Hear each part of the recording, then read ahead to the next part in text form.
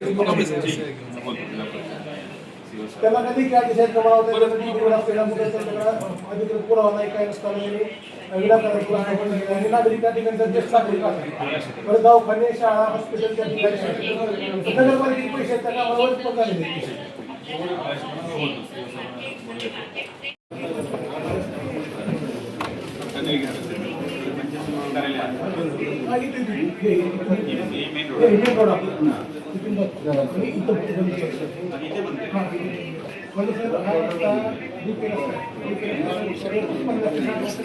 त्यासाठी मंजूर झाले. आता हा डीपी रोड त्यांना अडवता येत नसताना त्यांनी जाणीवपूर्वक अडवला होता. त्या संबंधित कलेक्टरला आम्ही आता निवेदन दिले. सर्व नगरसेवक आणि आमचे शहर प्रमुख सगळे कार्यकर्त्यांनी की हा रस्ता तात्काळ लवकरात लवकर ओपन करा. जिल्हा परिषद त्यांनी आता आम्हाला सांगितले की आम्ही 2-4 दिवसात काढून देतो म्हणून. नाही दिलं तर आम्ही स्वतः तिथले स्वतः नागरिक सगळे लोक ते रस्ता काढून टाकणार आहे. 4 दिवसाखाली तिथल्या नागरिकांचे मला फोन आले की बाबा असं जिल्हा परिषदचे इंजिनियर येऊन हा रस्ता कंपाऊंड वॉल करत आहेत.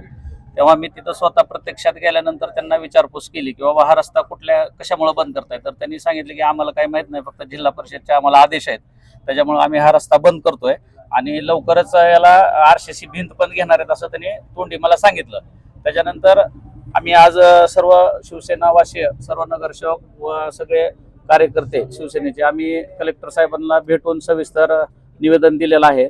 आणि या निवेदनात असं आहे की जेव्हा आपली ही जिल्हा परिषद आणि पंचायत समिती जेव्हा स्थापन झाली त्यावेळेस पासूनचा तो रस्ता आहे आणि डीपी प्लॅन सुद्धा आहे. त्याचा सर्वे नंबर आहे डीपी प्लॅनचा 145 हा सर्वे नंबर आहे त्या रस्त्याचा.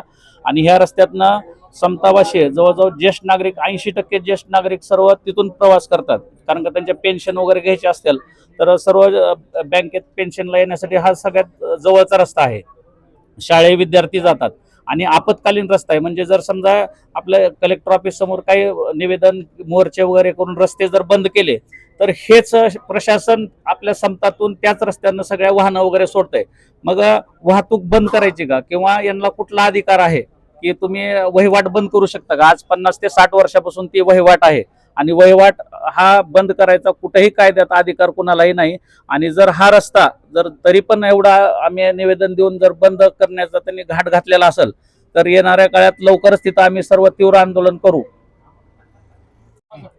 पंचायत समितीमधून समतानगरकडे जाणारा रस्ता तो जिल्हा परिषद आणि पंचायत समितीने अचानक 4 दिवसापूर्वी त्या ठिकाणी तारेचं कंपाऊंड केलं आणि तो रस्ता बंद केला. आम्ही धाराशिव शहर शिवसेनेच्या वतीनं सर्व नगरसेवक शिवसेनेचे सर्व पदाधिकारी यांनी मिळून आज जिल्हाधिकाऱ्यांना निवेदन दिलं आहे की 4 दिवसामध्ये त्या ठिकाणचा रस्ता पूर्ण मोकळा करावा. अन्यथा शिवसेना त्या ठिकाणी जर तुम्ही परत पोल रवायचं काम केलं असेल किंवा त्या ठिकाणी जिल्हा प्रशासन आणि पंचायत समितीचे प्रशासन त्या ठिकाणी परमनंट भिंत बांधायचा त्यांचा दावा आहे, तो आम्ही जेसीबीने तोडून काढल्याशिवाय आम्ही राहणार नाहीत. वास्तविक पाहता शासनाने धाराशिव नगरपालिकेच्या विकास योजना मंजूर झालेली आहे, डीपी प्लॅन मंजूर झालेला आहे. त्यामध्ये तो रस्ता डीपी रस्ता आहे. डीपी रस्ता कुणाला वास्तविकमध्ये अडवता येणार नाही. 50 ते 60 वर्षापासून त्या ठिकाणी नागरिक वहिवाट करतात. त्या ठिकाणी दवाखाने आहेत, शाळा आहे, रहिवासी क्षेत्र आहे. हजारो लोक त्या ठिकाणी वाहतूक करतात. अचानक तो रस्ता बंद केल्यावर नागरिकांची गैरसोय होत आहे. आम्ही आज जिल्हाधिकाऱ्यांना निवेदन दिले आणि जिल्हाधिकाऱ्यांनी मान्य केलंय की डीपी रस्ता हा बंद करता येत नाही. आम्ही तात्काळ जिल्हा परिषदेच्या अधिकाऱ्यांना व पंचायत समितीच्या अधिकाऱ्यांना सांगून तो रस्ता मोकळा करू. म्हणजे आपण विचार करा की जिल्हा परिषद प्रशासन मोठं आहे का शासन मोठं आहे?